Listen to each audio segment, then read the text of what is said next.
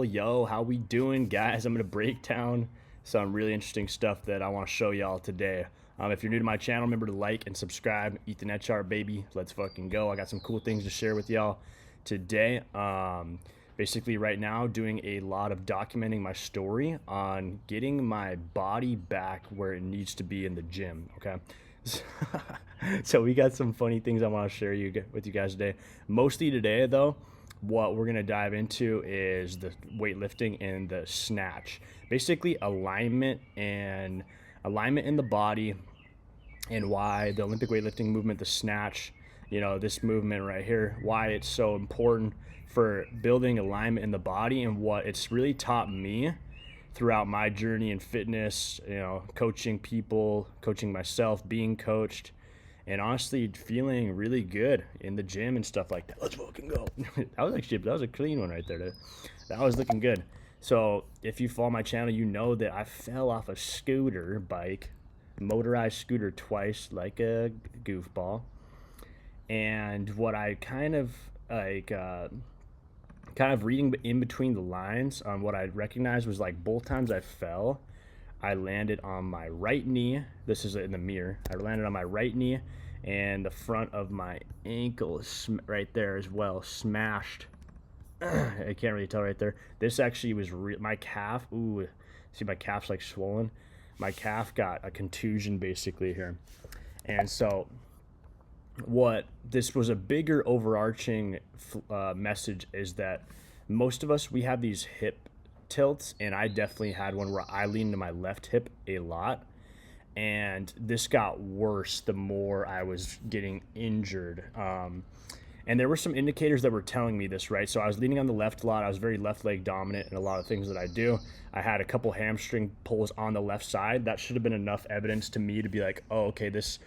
I was thinking when I had the hamstring pulls, like from sprinting, and last few years that the hamstring things happened a couple times, and I was thinking like that meant my left hamstring was weak, but actually, it means it's over. Wait, hold on, look at this. It does make it weak, but it's also like you are overtraining. Yeah, look at this. Tight quadratus lumborum, low back, tight right psoas muscle. Okay, so here's an example of what it looks like in many cases. For me, I think this is like not what I'm looking for though right here for a sec. Wait, yeah, actually, yeah, that would be correct. That would be correct. So this is what's basically happened to me. So now everything is really strong on my left. So the hamstring, this left hammy was so much stronger than the right that when I'd be sprinting, this left hammy would be going in overdrive and then would basically get tapped out. Boom, I had it pull. And so then that should have been a good warning for me to recognize that there was the right hip that would need to be stronger and the right QL. But I wasn't seeing that. I was just paying attention to the symptom of the pain, so I thought that meant the left was weak. Okay, and this was in 2022 or 2021. Yeah, 2022, the first time I had that pull. I had another one in 2023. Now it's 2024. I had 2 wrecks in 2023. They weren't that bad, but they were pretty bad, honestly. They were worse than you think. This was the second one. Oh, dude, that one, the second one, that's its own story on its own. I'll get into that story one day. But right now, it's not that crucial. But what's really interesting, I want to just break down a little bit, is the snatch, Olympic weightlifting, and just show some things that I have noticed after going through a lot of film, basically, on what was going on with me in the snatch. Because if you look at the snatch, like, this is the one exercise in weightlifting where you are testing your alignment entirely. Like, look, I made this video here. Is your body painfully stiff? Well, to improve, check your entire mobility first by performing the overhead squat. So just grab this just overhead squat, broomstick or light barbell, place your arms out directly to the sides. Which this is, this is part of the snatch. Elbows lock out, lift the bar overhead. And when you start squatting, do everything in your power to keep your chest upright and elbows extended the entire time. Your feet should... Okay.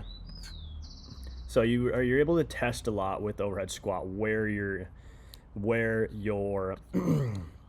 imbalances are. And what's funny is, actually, like, as a personal trainer, in my personal training certifications, they actually teach you to assess the overhead squat a lot of times, especially with new clients. And so I will admit now talking about that, that makes me feel a little guilty that I didn't like take that a little bit more seriously. But I will say, if you look in the industry with personal trainers, not nobody, but it's not extremely common that they do assess this. But after going through everything I've gone through, I definitely believe this is extremely important now. Now, and I obviously did it myself, but usually when I work with clients, I don't really care too much about them doing this unless they're really ready to. But a lot of people are so stiff that it's really challenging anyway. But this is huge, man.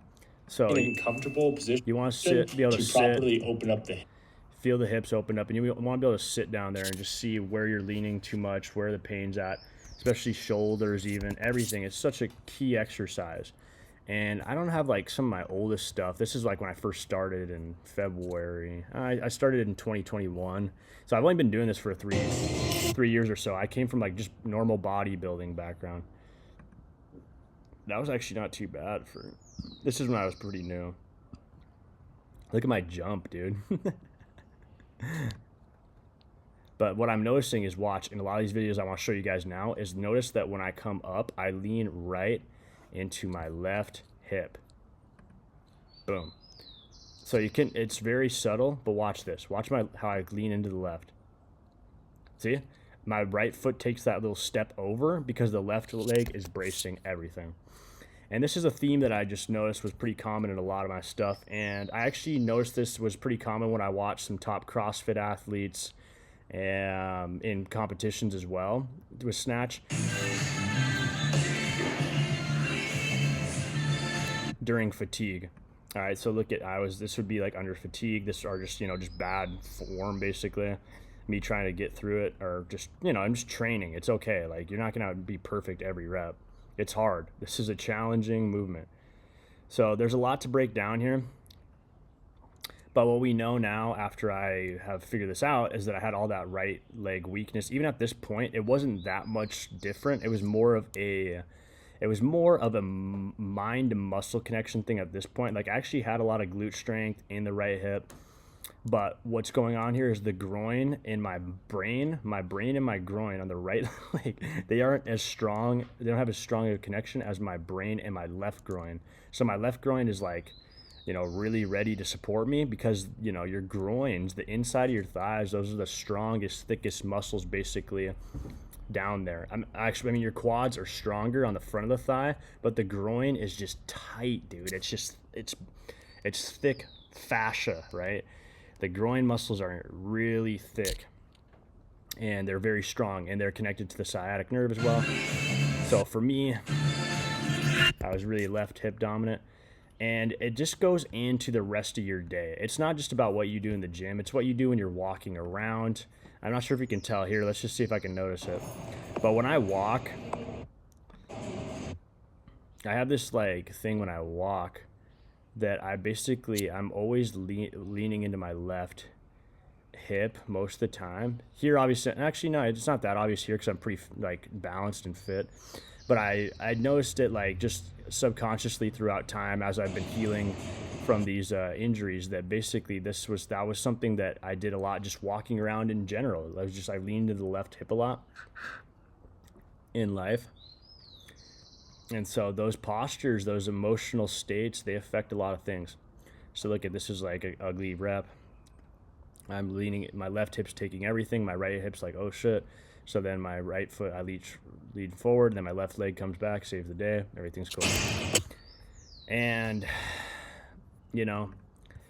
what was great, it was I was starting, before I fell off, look at this, November 27th, before I fell off the second time. So the first time I fell off was right after this competition in Peru. So in Lima, this was probably the time that I had the most. So this is May 2023. I probably had the most alignment, most strength at this point. Everything felt pretty good. Looks like I'm leaning kind of in the right hip right there almost. Or it looks like, I got some balance. That was after I caught and I was just kind of chilling for a sec. So I felt like I had pretty good balance here. And then I fell. Look at this though. This was a heavy weight for me though. At the competition, I dropped this behind my head, dude. I dropped it a couple times. And I actually told this story earlier on my channel. This was actually a really pivotal moment kind of in my career as just an athlete, because I was failing on this weight, and then all of a sudden I started cranking it out, dude. And I was like, holy shit! Like it's like I hit overdrive. It was like Tom Brady in the fourth quarter type shit. It felt really nice. Okay. So I had this kind of like, I felt like I hit like a new level in performance. I did pretty well in this competition for my experience. I did like an elite level competition. I was still pretty new to this sport at the point. And I felt good. Yeah, I felt pretty good. I did pretty decent. And then boom, it was like a week later, basically, I fell this time. So it's like I got this first injury, and then it's like I had all this compensation going on, really becoming obvious, because then I had to basically only walk with my left hip because my right leg was smacking the earth. Okay, look at it, I even got some moksha. That was a therapy I did. I threw the kitchen sink at this, and actually I've healed this pretty quick because I did loads of yoga. I did so much yoga, dude. I did lots of yoga and ice baths. I don't think I have the ice bath thing on here. I was gonna pull that up earlier, but I don't think I got it right now. So fast forward, I do another CrossFit competition in Colombia. I don't have the pictures on that right now, but in October, a few months later. And then I go to Egypt. Shit's crazy. I'm like really ready to take everything to the next level. I coach fitness. Now I'm ready to coach breath work. I want to start learning how to do it. So I got into music, got a breathwork coach. See, here's me doing music. I got a breathwork coach. I'm traveling the world. I want to learn more about ancient civilizations.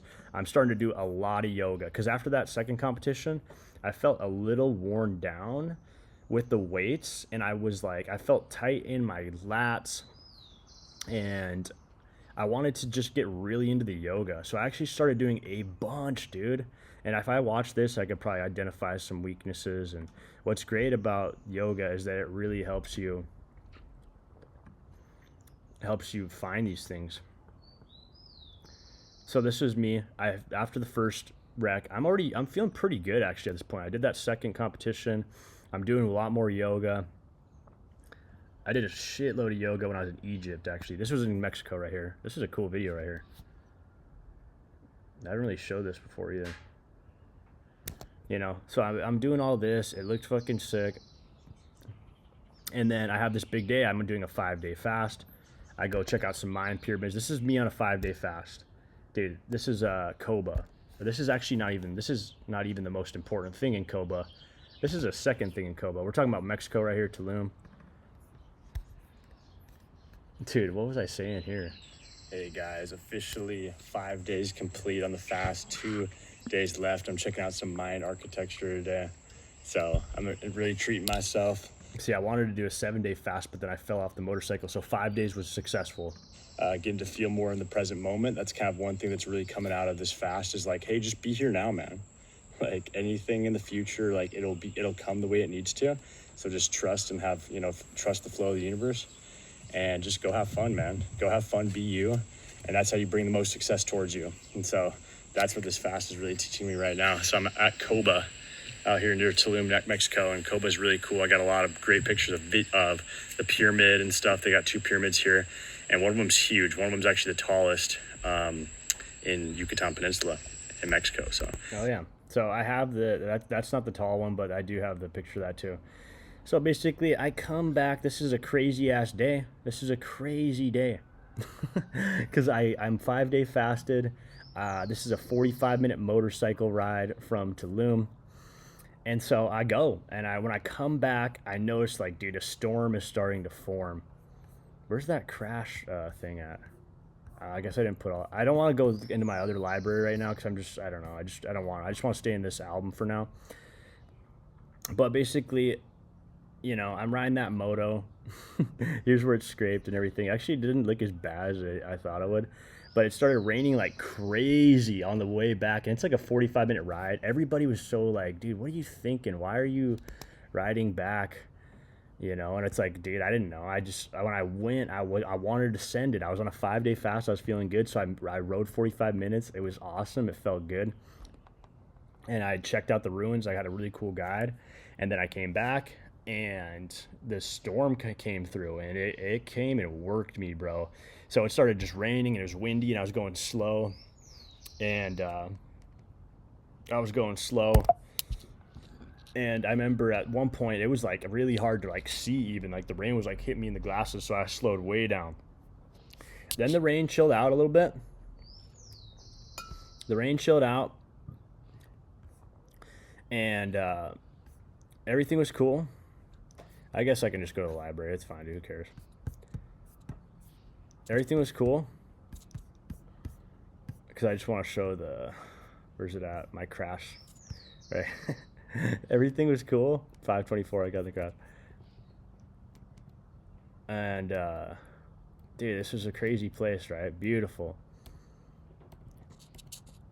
But when I came through that storm, it was all kind of cool for a second. And then there was a big pothole in the road. There was one, and it had a puddle in it, right? So I slowed way down. And I didn't really have any major dip. I just kind of went through the pothole, and I didn't really dip that much. It just felt pretty normal. I was like, oh, okay. So then I basically went, maybe I was going like, I don't know. So then I sped up a little bit. I don't think I was going more than like 20 kilometers per hour, like 12, 15 miles per hour. Maybe I probably was going a little more than that. Maybe, let's say 30. I don't know, because this fall hurt, dude. I'm not gonna lie. This fall hurt like a biatch. So I sped up a little bit, barely. I'm not saying I sped up a lot. And there was another pothole. And I was like, okay, it's probably the exact same as the one I just went through. Obviously, dumb idea. But I was also like really elated. I had a beautiful day, a 5-day fast. I don't know if you've ever done a long fast like that. You feel amazing. I felt just like, yeah. I was like, let's go. I was like, I'm going through the storm. It's okay. I was starting to have fun a little bit with the storm. Because at first I was kind of worried. And I was like, I can manage the storm. I was going for like 20. I was halfway. I was like 25 minutes in. There's like 20 some minutes to go. I get to the second pothole. And I'm approaching it. I'm like, okay, it's probably going to be the same, it's gonna be fine. I'll go right through it, and boom, like it is a hole, dude, in the highway. Basically, it's Mexico. Their infrastructure is not the greatest. Basically, like a hole in the highway. So my front tire goes in, and I go launching forward, boom, and I like felt like I was gonna land on my face, dude. Which is funny because I had these sunglasses on. I don't know if I have a picture of them. I had these like purple sunglasses on. And I had a helmet on and everything, and I felt like I was going to land right on my face. And, of course, I braced with my left. I don't know. Did I get any pictures of my arm?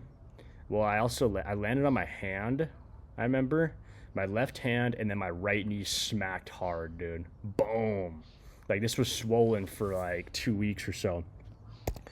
So this really just made this, what I was showing a little bit earlier, that really made this get way worse for me.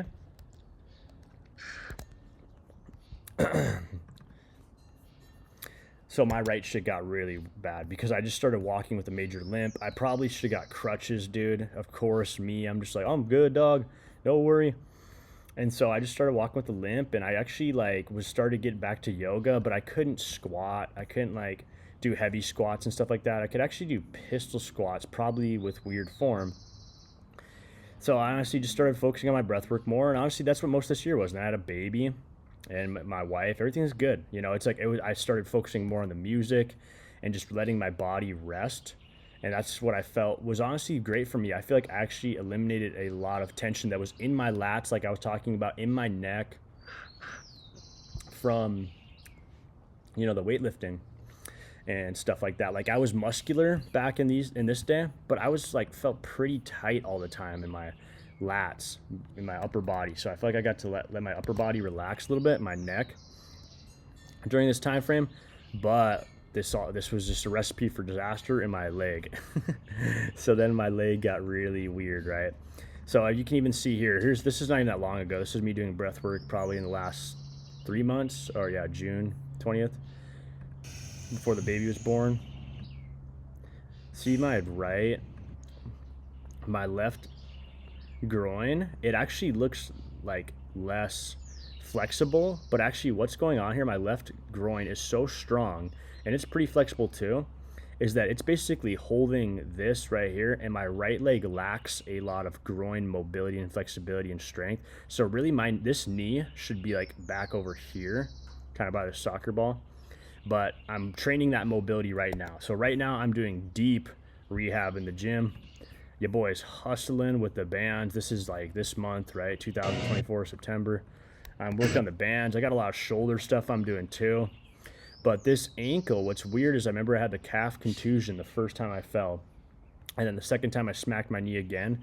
Something neurologically in my ankle is a little strange right now. Like my Achilles does not feel like, it's not my Achilles exactly. It's more like all the ligaments and stuff inside there. I think I have a impingement syndrome in there. I'm not sure exactly what it is. But yeah. But what's weird is look at this photo, dude. What a goofball. What is this guy doing? So this is a deeper theory. I'll let you guys get deeper. When I get deeper in the rabbit hole on this channel, you guys will see a little bit more. But I firmly believe, I think I shared a video. Oh, it got taken down by YouTube. But it's okay. I made a video in the last few days talking about hand-eye coordination and hand-foot coordination. And like baseball players, soccer players, I see that the eye is so important. And so what happened when I noticed that when I started walking with that limp on my right leg, that my right eye, it's like I kind of started losing this like trust and focus and like legit musculature in my face on my right side, and because of this wreck. And this sounds like a lunatic shit when I'm saying this right now, but this is what I'm looking to kind of prove and demonstrate through this channel as well. So I do stupid, silly stuff like this where I literally will cover up my left eye, cover up my left nostril, make sure I'm biting on something in the right part of my jaw and breathing through the right nostril. So I'm bringing all of the attention on this side of my face. Now, this is a broader, deeper theory. And so this is just kind of silly. Everybody can laugh at me right now. That's okay. I'll laugh at myself too. But this kind of has been working for me as well. So I'm looking to demonstrate a little bit clearly what it is I'm training here, because I'm training, it's working. I've been doing this and it works.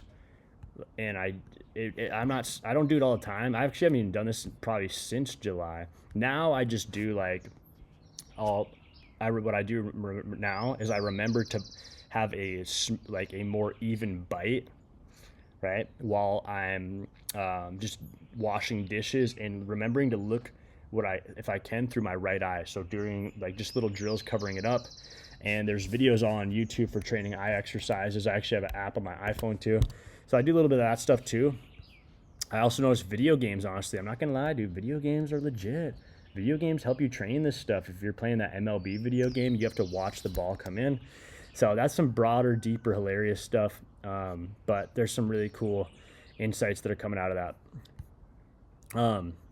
But what I did need to do actually was on here, on my recent videos, I need to make sure that I'm going to show you guys really the big parts of training this QL through just general ab training too. I want to create a really smooth mobility or core training that really prevents a lot of these things from happening.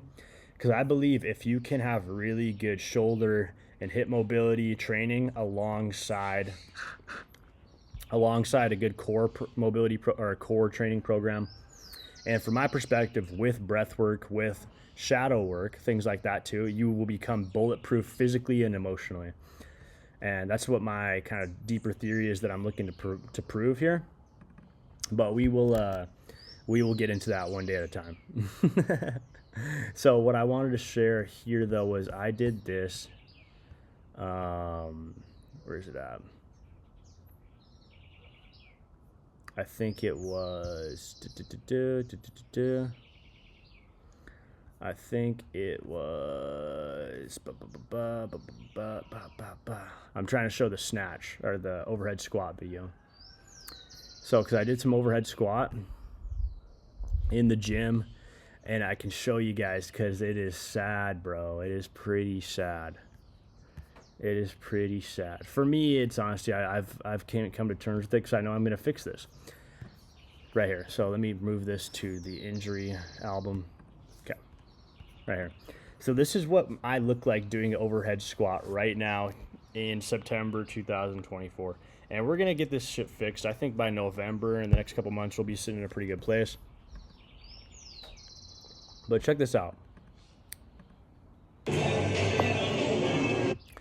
This is what, how did I do this? This is literally just like 65 pounds. So 10s on each side. I'm just showing overhead squats.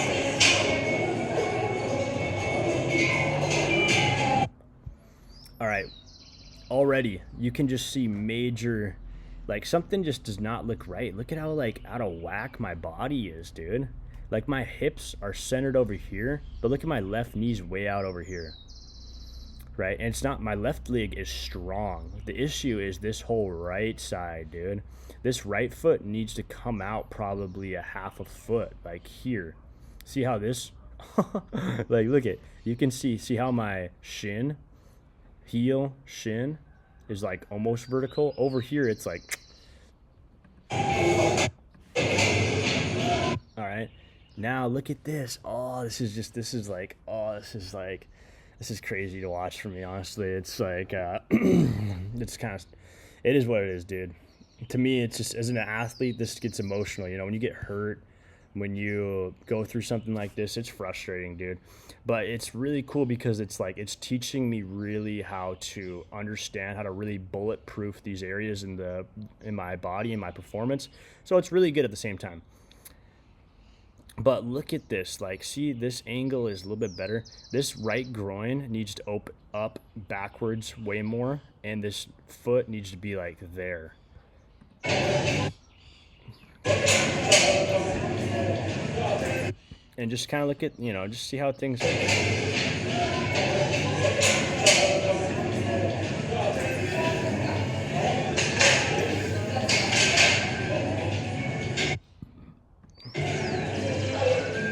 This is like another funny thing that I've noticed. It's like I was talking about the facial expression too.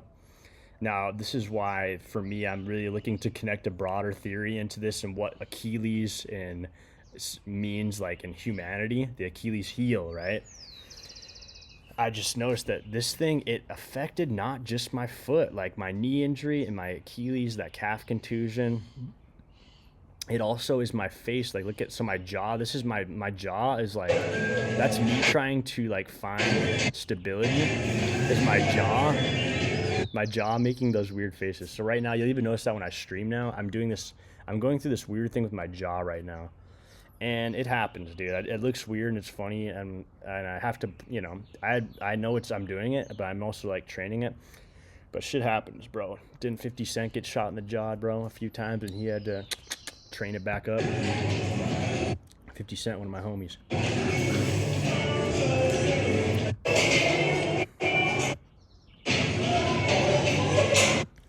Yeah, so I'm gonna let y'all know, I'm gonna teach you guys easy ways to become better at overhead squat. Snatch, I don't know, snatch, y'all don't have to do snatch, but at least overhead squat must become successful for many people. It's extremely important. I'm like, shit, dude. You know, but let's look at like is this a smooth one? Let's see if we got any smooth ones on here. Nope. Oh, that was heavy shit. That was heavy. This one I saved. Why did I save this one? Did this fail too? Oh, yeah. So this is like a heavier weight for me. This was back in 2023. Look at that. Smooth. But I noticed when I was going through, there's a lot of videos I have on Snatch. When I go through, if I pay attention to the times that I really focus on right hip stability, and I drop the weight with both feet on the ground even, life's good. What happens is a lot of times I will just drop it, and while I'm dropping it, let's see if I can get a better, while I'm dropping it, see, watch, I do this. While I'm dropping it, oh, not there. I noticed it a lot of my cleans. While I drop it, I literally will lean on my left foot leg and just drop it. And it's like, bro, like these habits become, I'm showing a lot of ugly snatches on here on purpose, but this stuff's crucial, guys. This stuff's so crucial. So pay attention to that. My channel, I'm gonna be sharing a lot of cool shit. I've been going through on TikTok and YouTube and Instagram, sharing a little bit of the journey a little bit already. TikTok, Ethan HR, baby.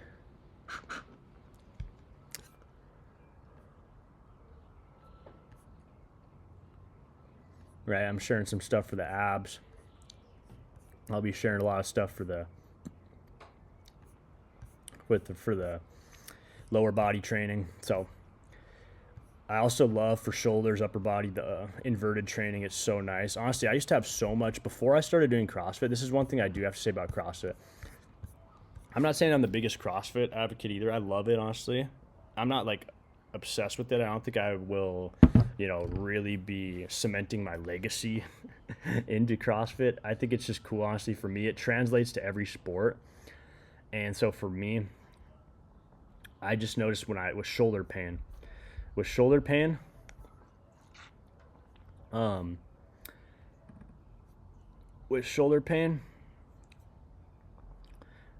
a lot of my shoulder pain didn't get a lot better until I started doing this inverted training.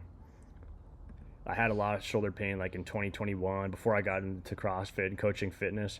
I started doing this and it helped out so much. Obviously, this is a harder version. This is the strict handstand push-up, but you can just do wall walks or pike push-up to train it in a little bit more relaxed way. Pike push-up right here. This is how you train it actually when you're just getting into it at first.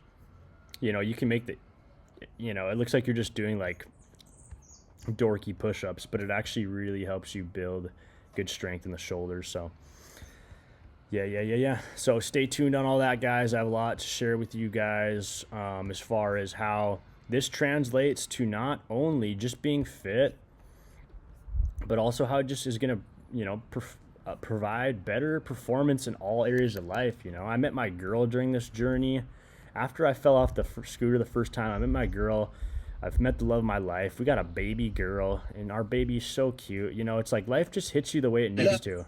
Here's my baby. Appreciate what you have. You're never going to be... She's hot. She looks great. We got our sweet pumpkin baby girl. Life's good, man. Life's good. And life just comes at you the way it needs to. I'm making music. Look at some of these... let's check out some of these dorky freestyles I was doing last night.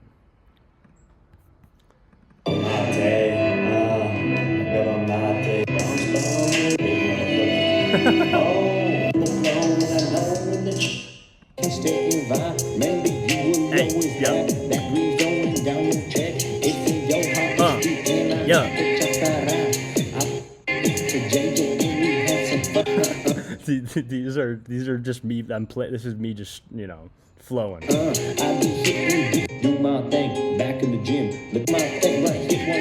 I fell off a motorcycle twice. I'm back up, do my thing back in the gym. Looking that waist, getting fucking alive, cause you know that I'm a G and I'm blocking the line, hey. And I know it's my time, hey. But I'm easy to eat and I'm fine. Who could deny that I could fucking find the rhyme? Going down your check, if you get looking, seeing what is out there.